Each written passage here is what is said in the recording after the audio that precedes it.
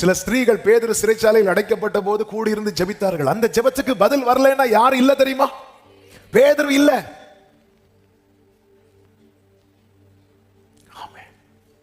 நான் தாகத்தில் சாக வேண்டுமா என்று சிம்சோன் ஒரு பள்ளத்தாக்கில் இருந்து கேட்கும் போது கர்த்தர் பள்ளத்தாக்கை பிளந்து தண்ணீரை கொடுத்தாரு. அந்த ஜெபத்துக்கு பதில் வரலன்னா யார் இல்ல தெரியுமா?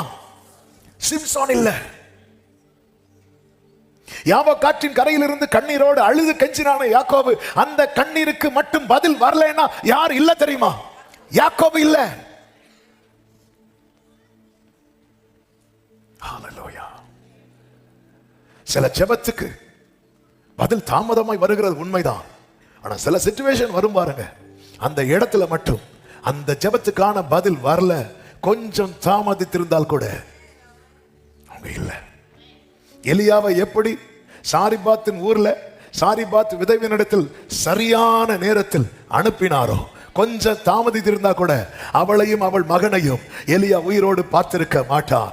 எப்படி அன்று எலியாவை சரியான நேரத்தில் கர்த்தர் சாரிபாத்தின் விதவையினிடத்தில் அனுப்பினாரோ, அதே போல இந்த சத்தத்தை சமீபத்திலும் தூரத்திலும் இருந்து கேட்டுக்கொண்டிருக்கிற ஒவ்வொருவருக்கும் கர்த்தர் இந்த நாளில் தருகிற வார்த்தை இதுதான். சரியான நேரத்தில் கர்த்தர் தம்முடைய பதிலை அனுப்புவார். நல்ல கரங்களை தட்டி தேவனுக்கு மகிமை செலுத்துக பார்க்கலாம்.